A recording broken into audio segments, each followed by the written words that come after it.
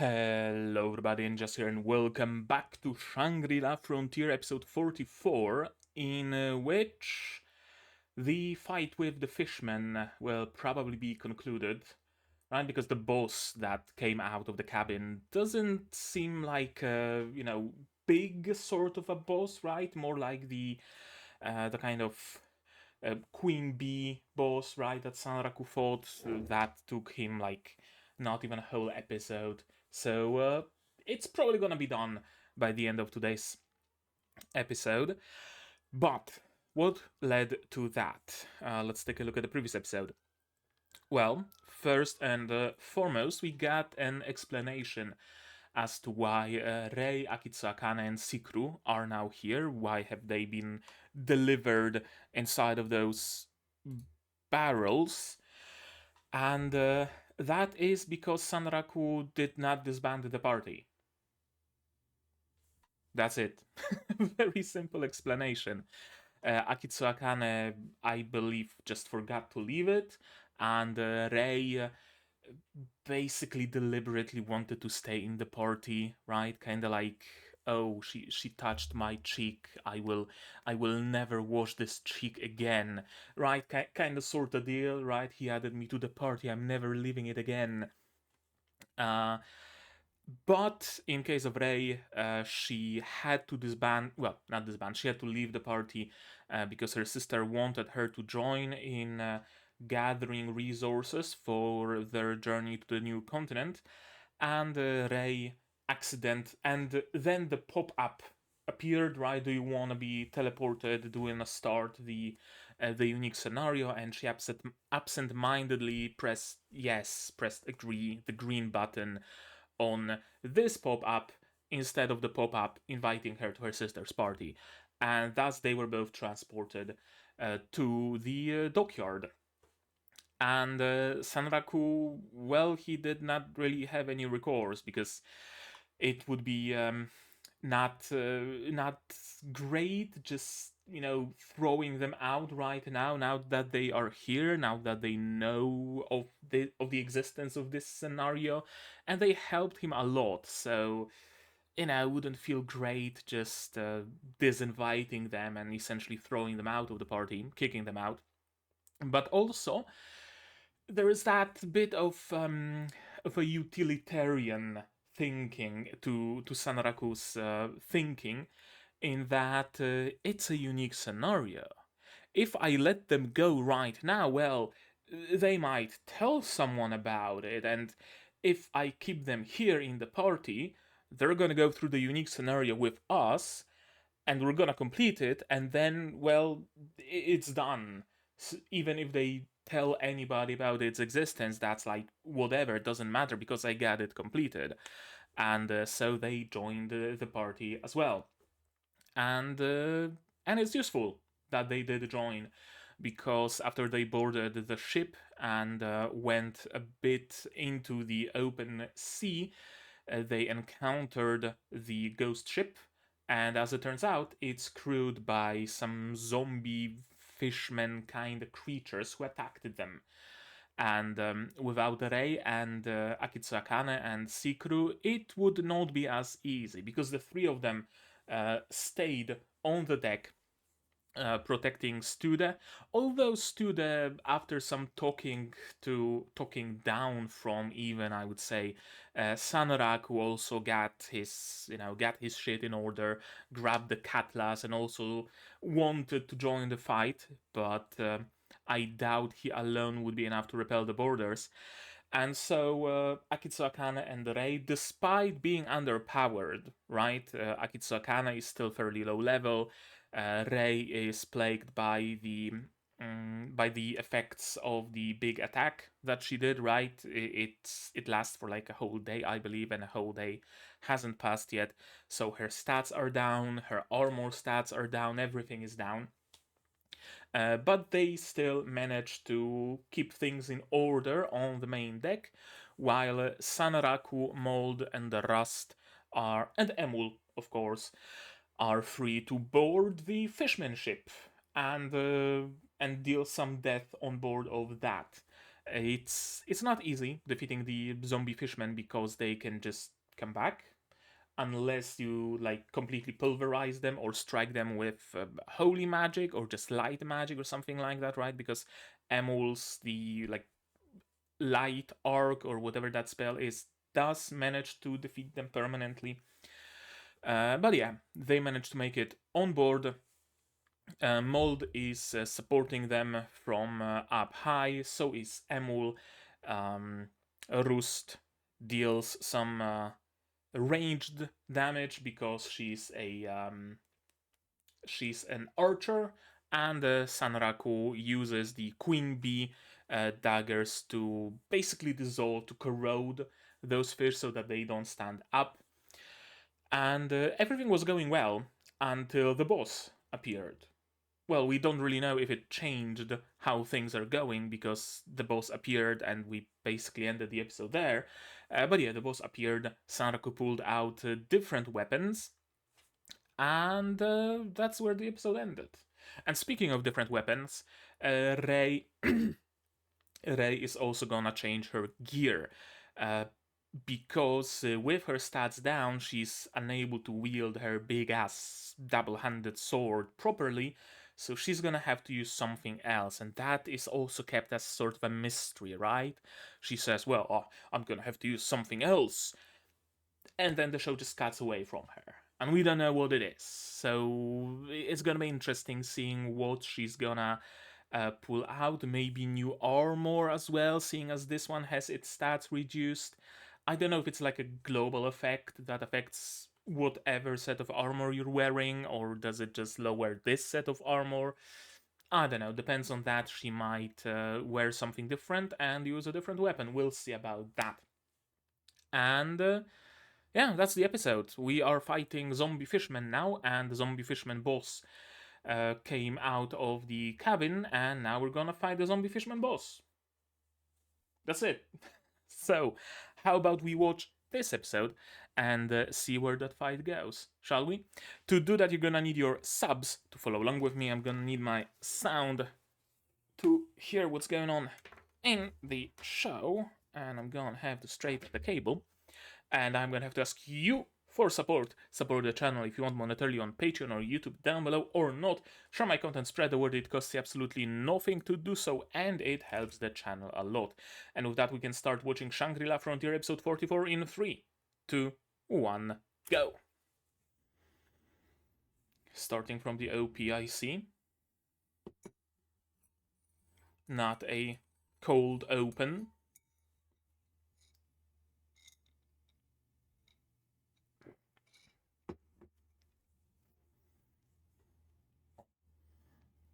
I should trim my mustache, I think. It catches every kind of sauce, every kind of drink, and everything. Or maybe I should get, like, facial hair wax, right? They have wax like that, and I would just...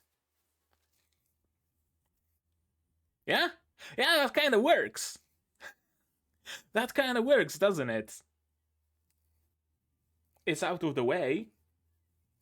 Doesn't hold well. Because, well, there's nothing to hold it. But I'd say it kind of works. I should get some wax. Or whatever they use to style facial hair. I really like this OP.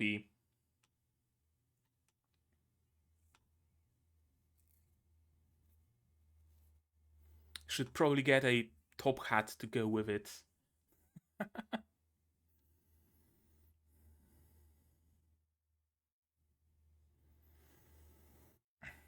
Right. Marsh daggers were born into Dukesram. Okay, so they fixed the subtitles.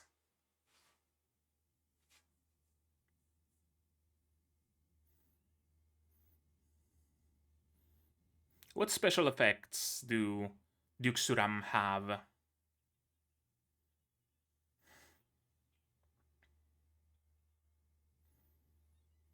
You got some attack magic, or are you just buffing Emul? Buffing Emul, probably. Okay, gotcha, we get an explanation. Okay, so they're basically unbreakable. Okay.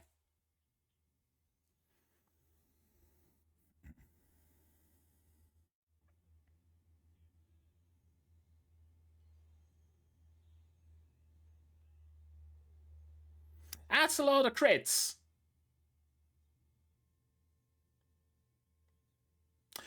Oh. Oh. Yeah, and he can just spam crits without the fear of his weapons falling apart.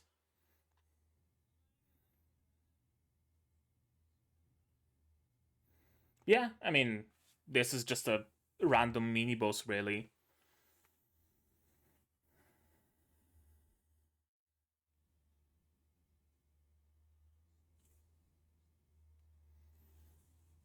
Mm-hmm. Second phase? Or an additional boss. Yep. Perhaps even straight up Ktarnid. Or that, yeah. Sure. I guess it does make sense that, you know, if Sanrak were here alone, he would just, you know, he would have to deal with the ads and with the boss. But now the ads have been taken care of. Oh! Is this a, yeah. It's this kind of a mission where you have to protect the NPC. Yeah. It's an escort. Exactly. uh...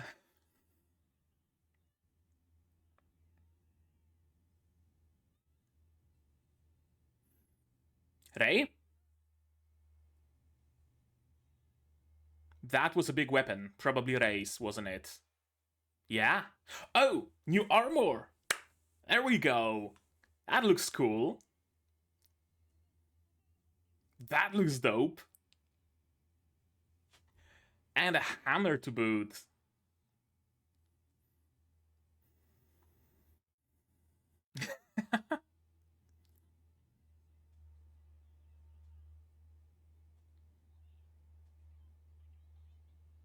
No, you're quite incapable of doing that, yeah. Exactly. I fucking love hammers.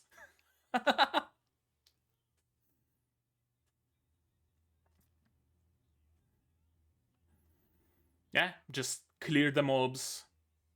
Let Sanraku handle the boss.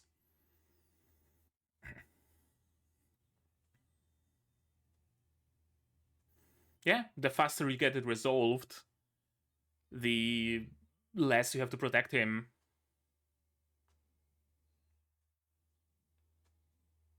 Substitution? Ah? What was that? Yeah.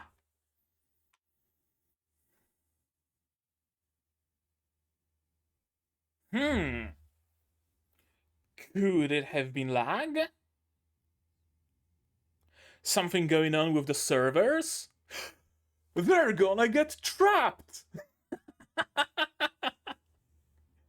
No, it's probably Ktarnid uh, surfacing and bunch of like effects and particles moving and physics and shit just causes a massive lag spike.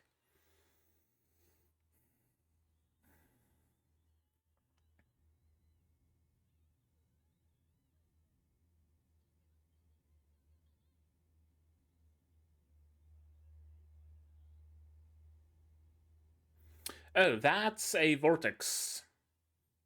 That's no bueno, you're going underwater.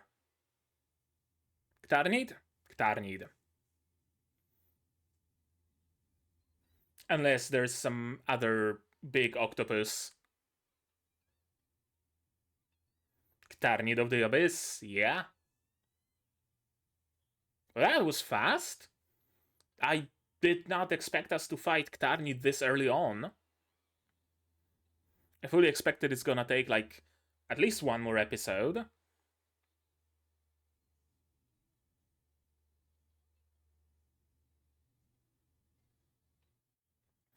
just crushing the ships.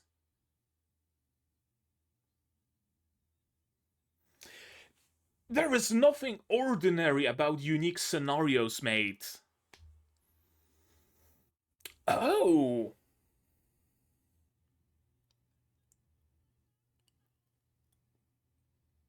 Oh, are they getting essentially, like, yeah, teleported to a new instance? Basically. Okay. They're getting TP'd into Ktarnid world, completely separated from the rest of the game. Huh. Yeah.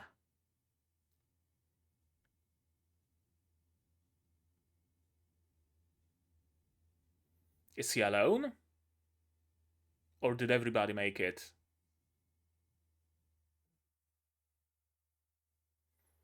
Were they separated?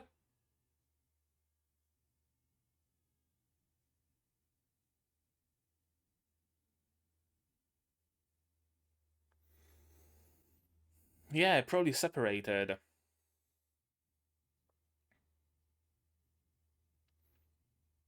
So, some sort of a forced solo mission, essentially. Possibly until they meet up again. Yeah. Yeah, it was. She ultimately wasn't, like, all that helpful in battle. Underwater city. Abyssal capital Ruluyant.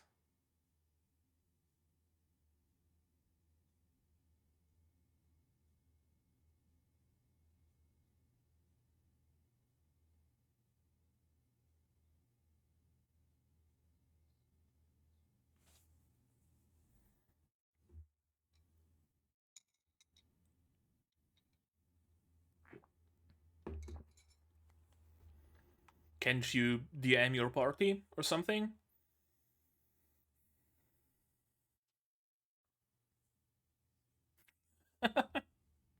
It does sound like fun, doesn't it? It's like, you're playing Elden Ring, you open a chest, and then you get whisked away into fuck knows where, and you have to deal with that somehow.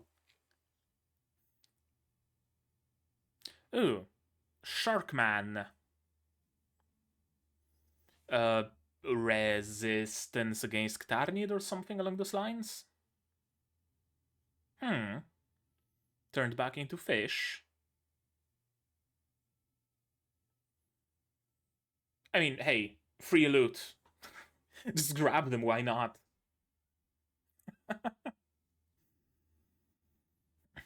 You see some fish laying on the ground, just pick them up. You never know when they're gonna come useful. Maybe an ingredient, maybe a consumable.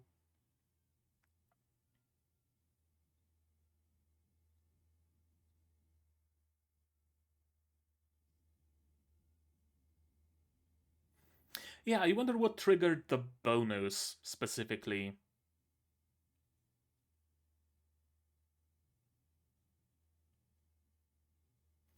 Oh, the moment the entire party made it onto the ship, the game probably like loaded this whole new map ahead of time so that there is no lag when transporting them or something like that.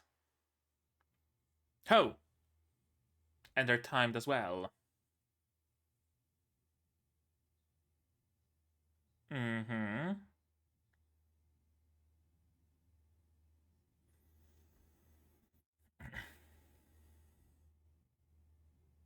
Yeah, makes sense.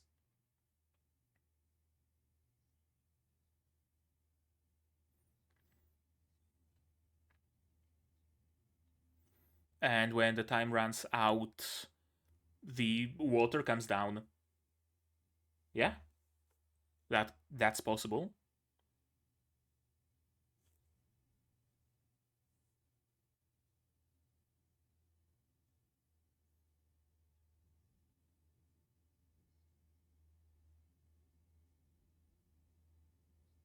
Yeah, that's kind of weird. They're sealed from the outside, isn't it?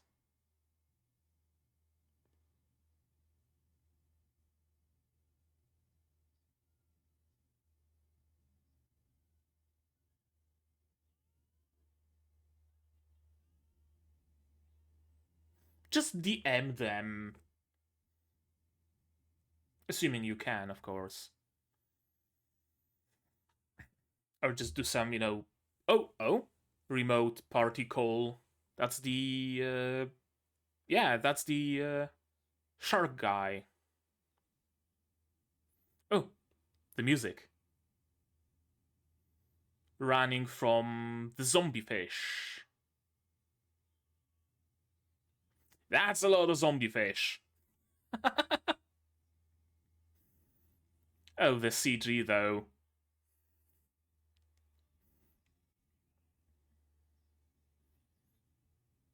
I mean, oh no, they are not gonna, apparently.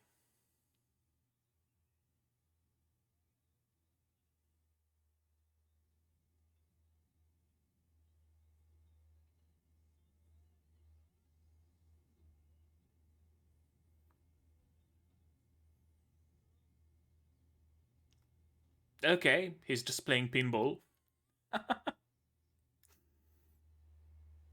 Yeah, apparently they're not even trying to pathfind. Too bad you don't have any AoE attacks. Cosmobuster.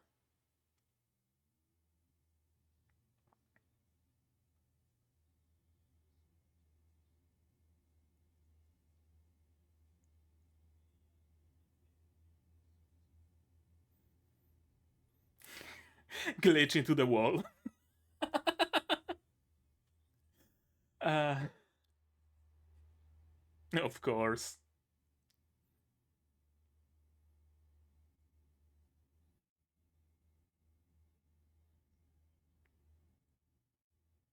Sup.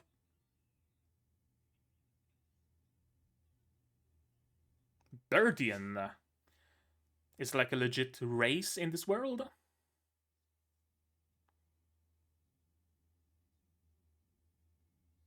Yeah?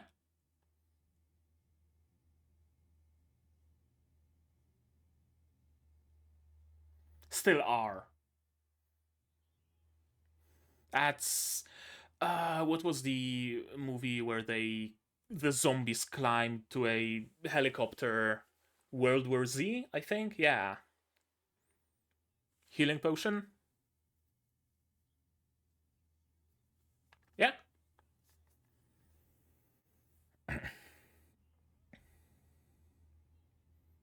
You really should invest in some AoE damage.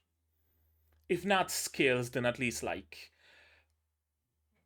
consumable bombs or something. Yeah, certainly. uh, yeah, he seems like a native.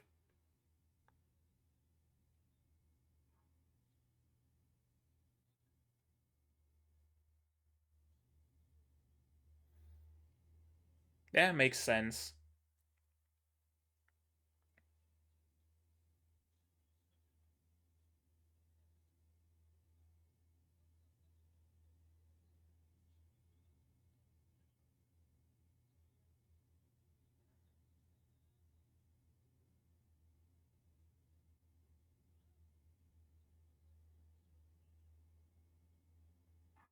Yeah,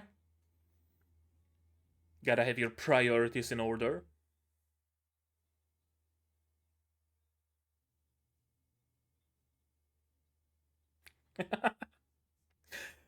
uh,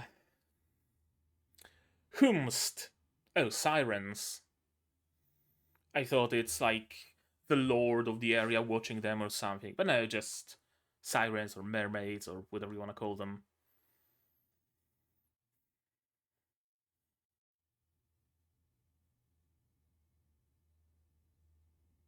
Well, they're zombies and he is not. So.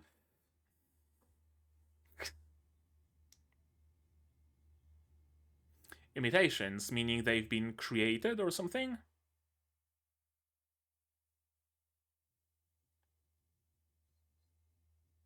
Okay.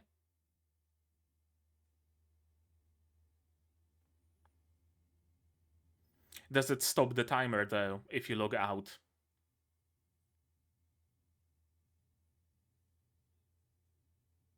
Log out.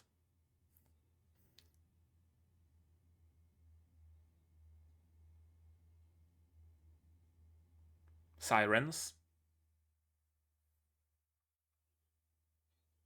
Well, mermaids, okay.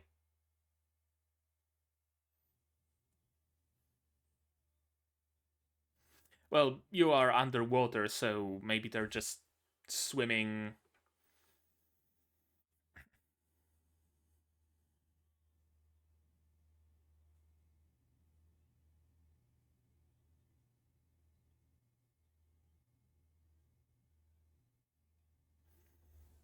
Doesn't seem to have any effect on the player.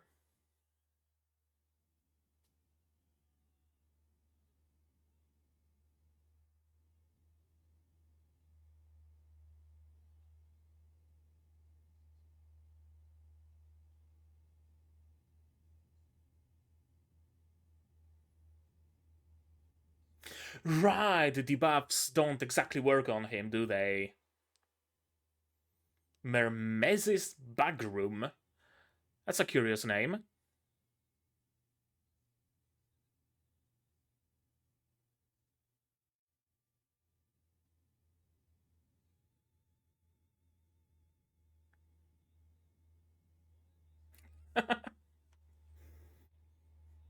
Yeah, equality.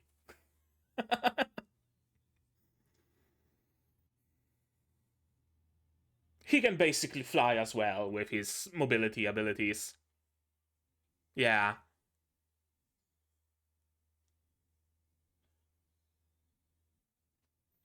They can dodge though.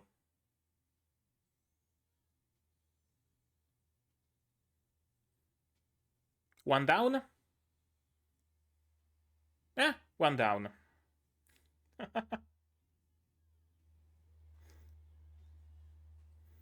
What? Full damage? Eh, full damage, I guess.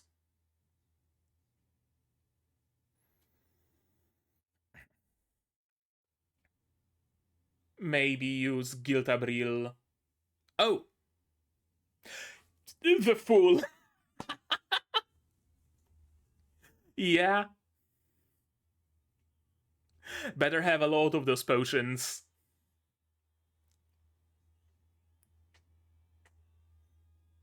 And... Oh, no, not the ending yet.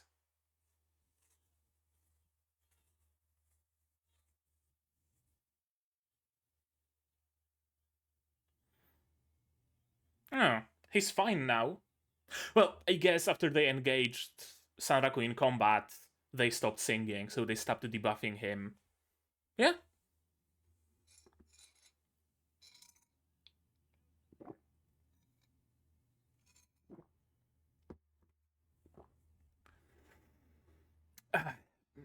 Let's roll with that. Sure.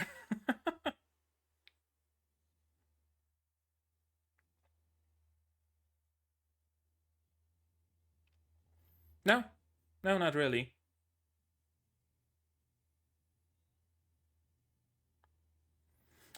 Give him some spare to use.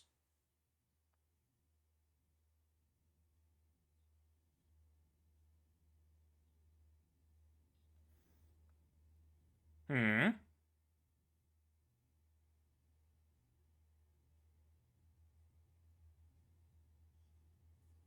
Hmm. But the gravity is reversed.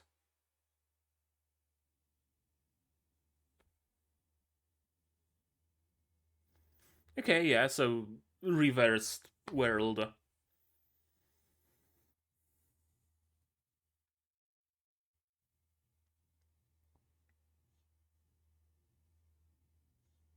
Mm-hmm.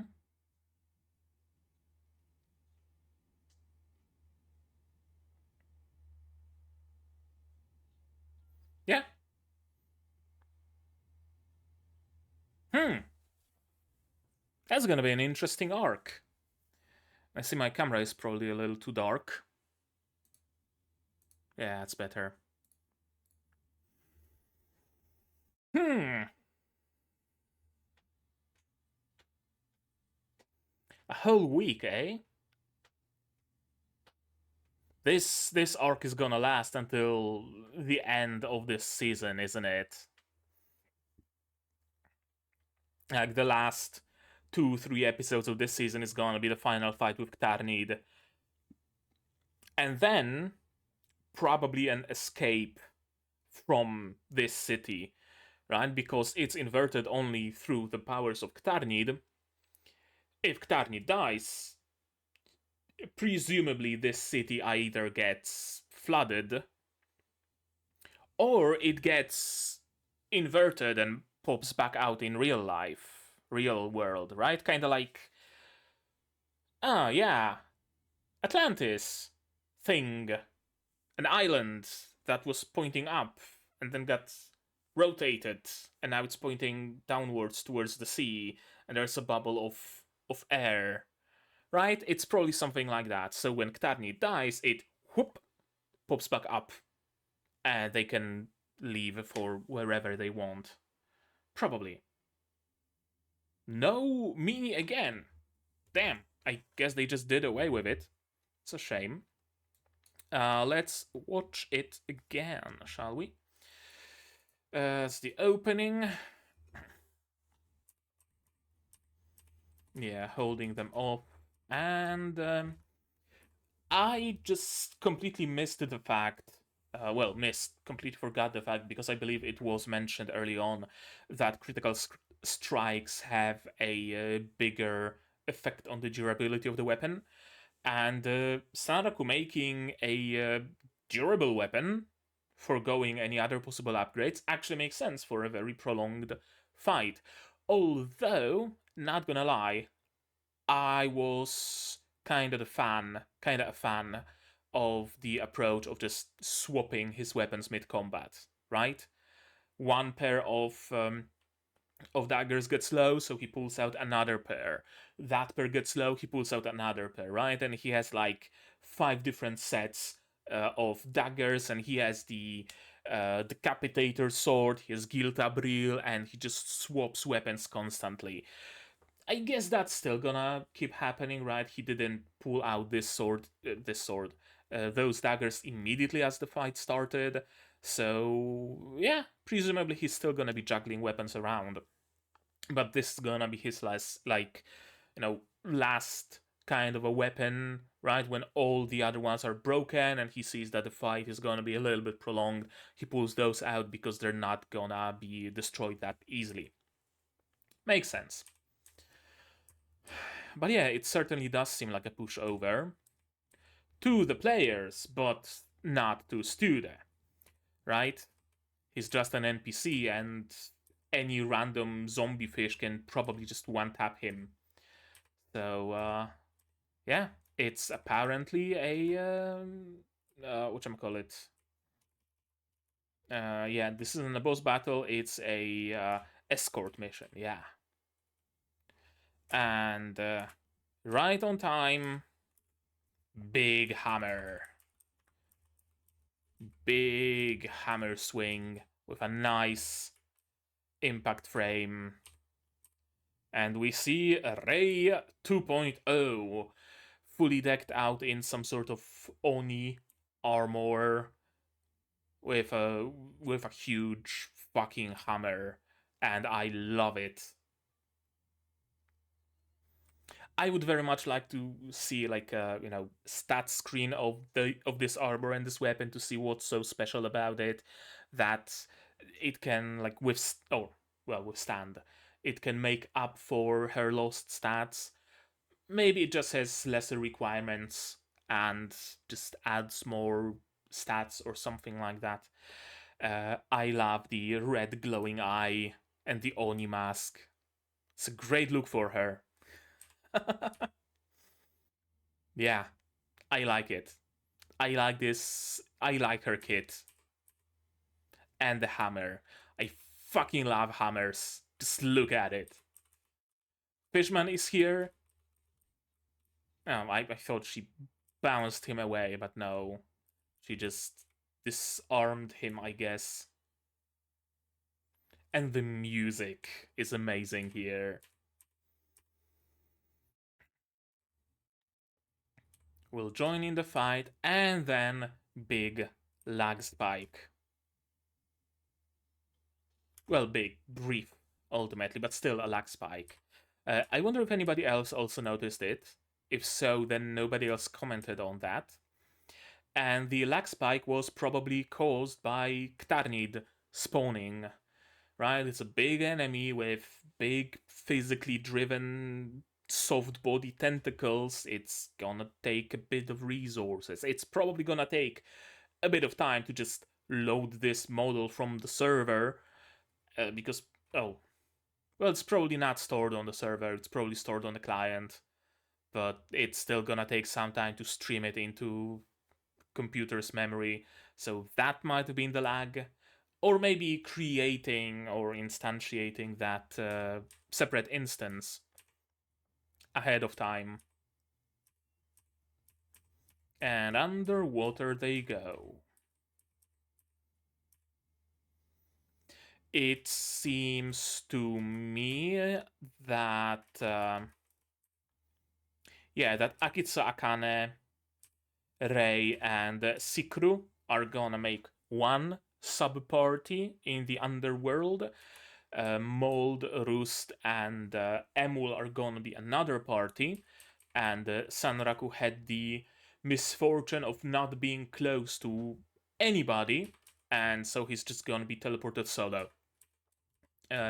That's what I think is gonna happen, at least, that they're just gonna be scattered across this city, 3 parties, and they're gonna have to find each other eventually.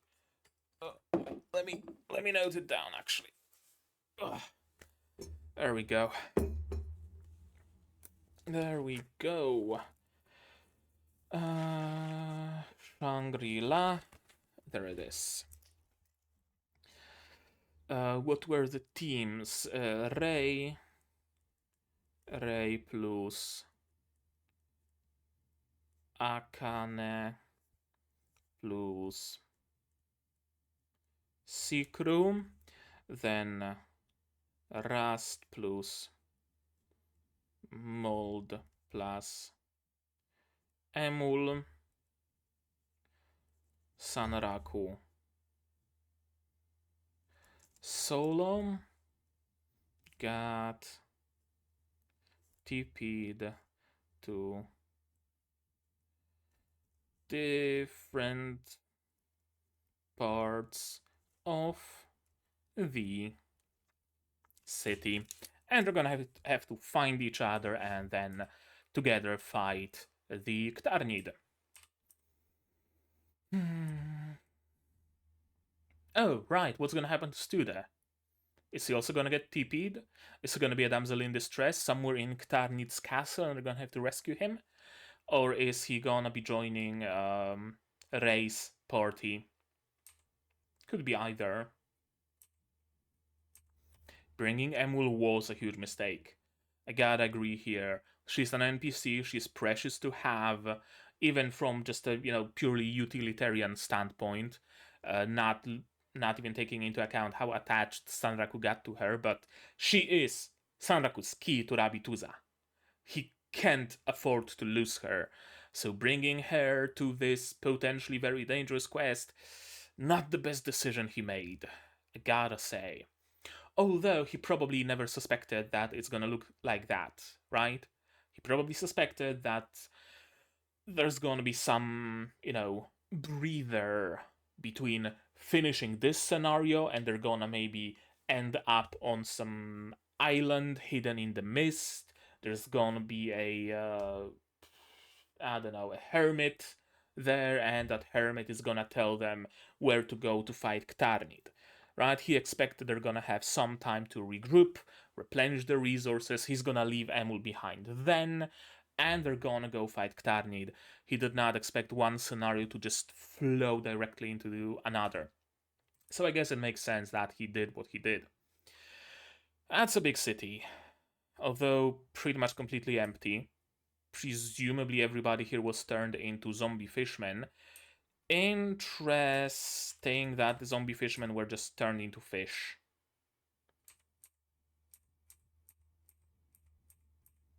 I guess maybe it plays into the whole, like, inverted world, right? Here they are fish, but above ground they are humanoids, but humanoids from above sea, I guess, not above ground, or maybe above ground, I don't know, become fish.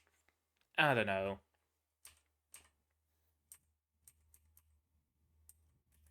Weathered city painted in pale cerulean. That's poetic.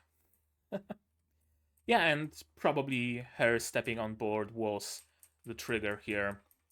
The whole party has to be in the, final area, and then the whole party gets teleported, essentially. Whole week. Yeah, question is, how does the countdown work, right?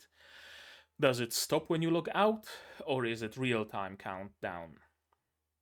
I guess it would make most sense if it was real time, because there are multiple players involved, and presumably they would log out at different times for different periods of time, so their timers would get completely desynced, unless everybody has their own individual instance. I don't think that's the case. I think it's real time.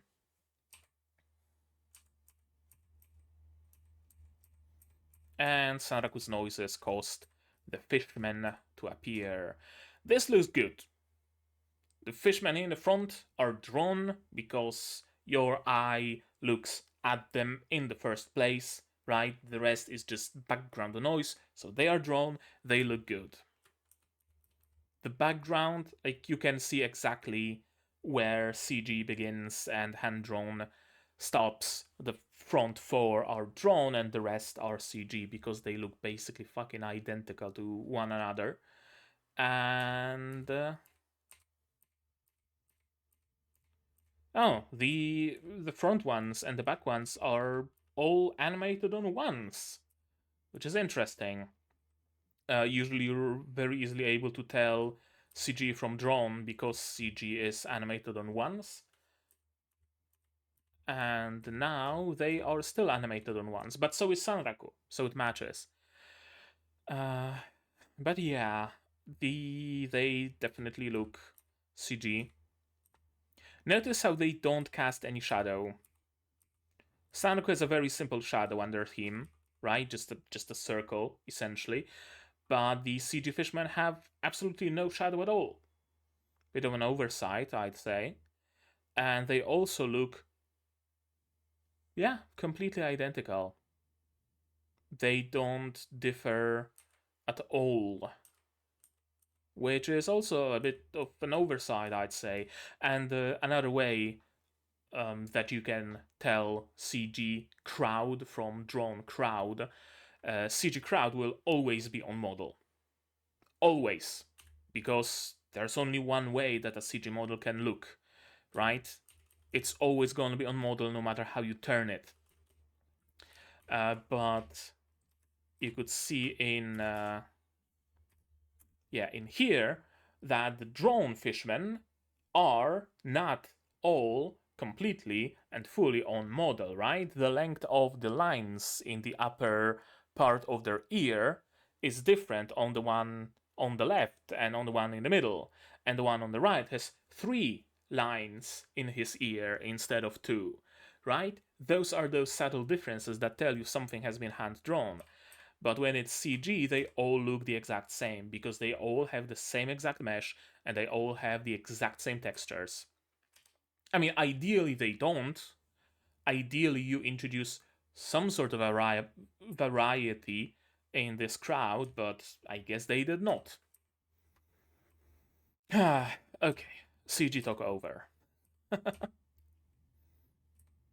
Clamped up against the wall, and again, AoE. AoE is very useful to have when you're facing crowds like that.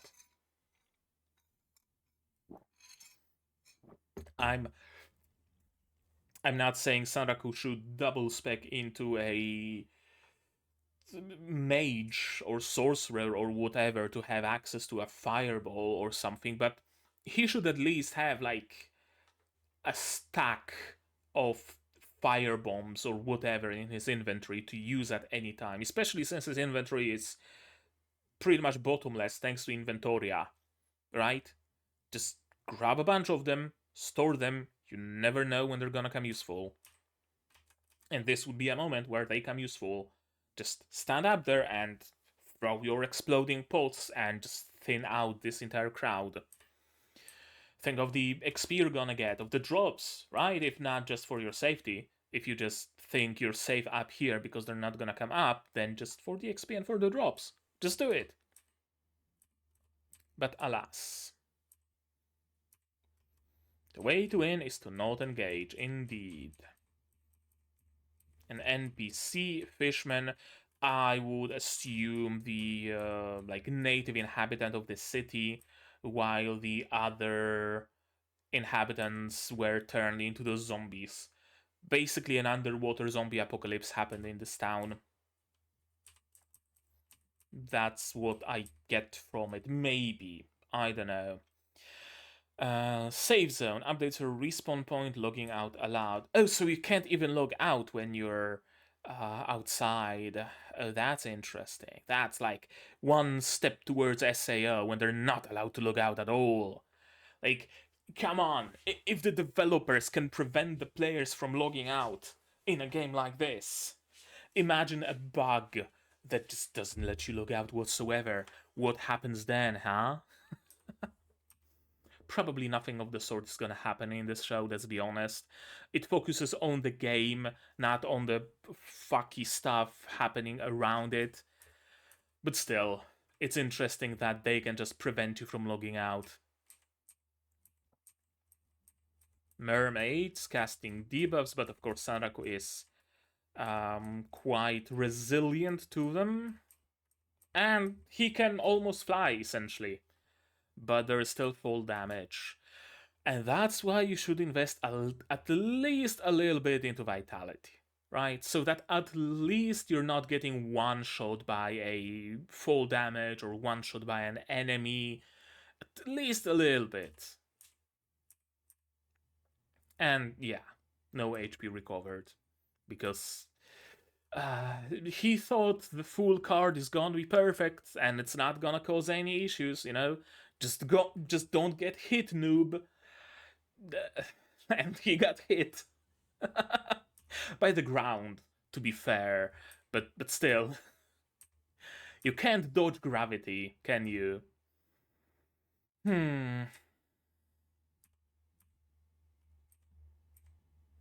Friend weapon. Why even call it a friend in the dialogue in the first place if you're gonna explain that it's a weapon? I don't know, but that's what they did. And he lost a big, fine blade crafted by a dwarven master. Sanraku really should give him something. He probably has at least some random weapons in his inventory, right?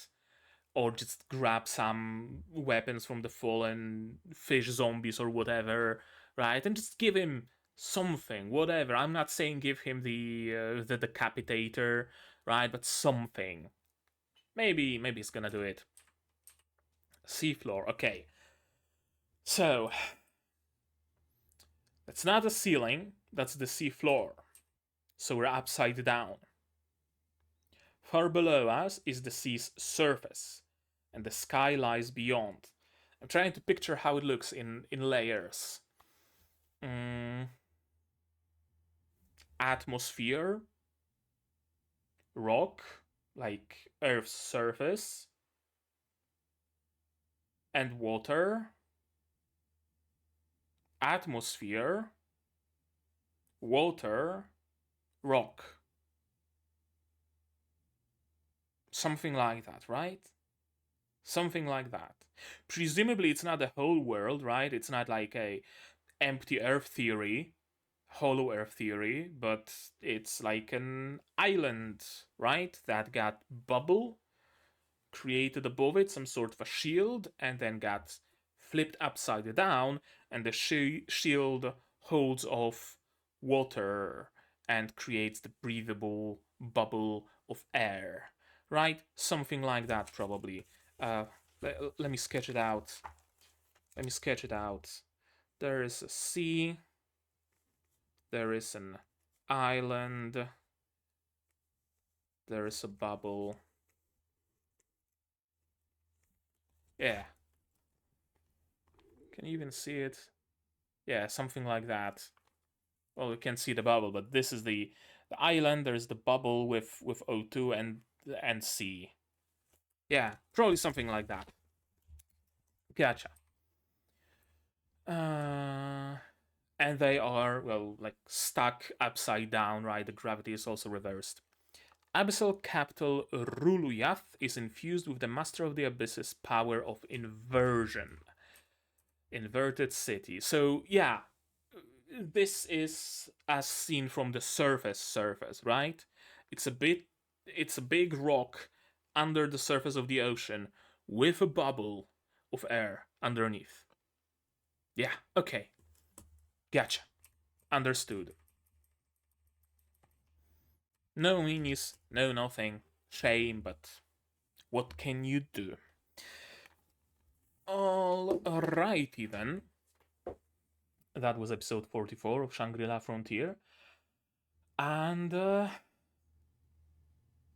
it was a fun introduction to the arc proper, I guess, right? Like the previous episodes, sure, they were arguably a part of this arc as well, but they were mostly this like transition kind of period.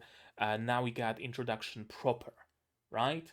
We got to this point, and this is the point where the arc of the underground city begins.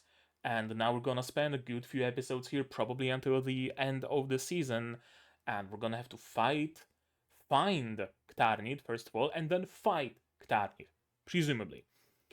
Unless there's some other way to solve it. We don't know. We know that those unique scenarios and bonus unique scenarios have potentially different ways to solve them, right? Like, you could technically probably defeat Weathermon in regular combat, or you could do what Sanraku came up with and challenge him to an honorable duel and win that way, right? Two different endings for a scenario. So it's possible that they're gonna maybe be given a choice. Sink this city completely, or bring it back to a regular world, right? And the latter might be open thanks to Sanraku's involvement in other unique scenarios, or maybe because they have this shark guy with them. He survived, and that's the condition for the good or true ending of this scenario. Something like that is probably gonna happen. Because, to be honest, I don't. First of all, I don't see how Ktarnit could be anywhere in the city. It's a big ass fucking octopus.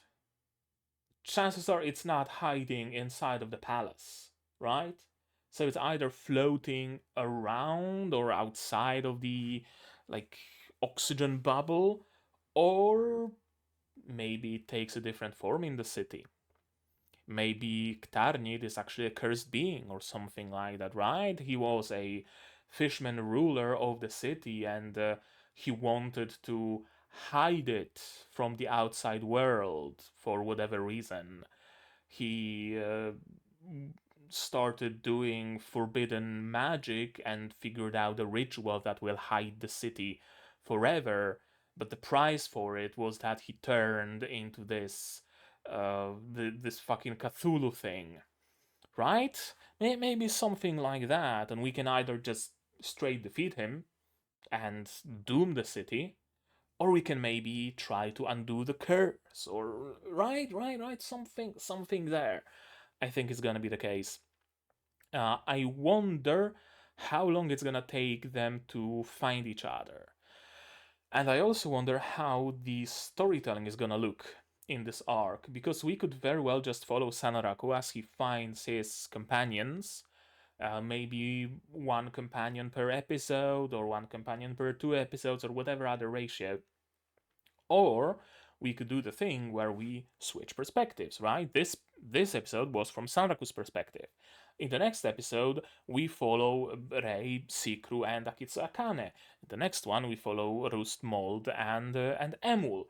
maybe something like that.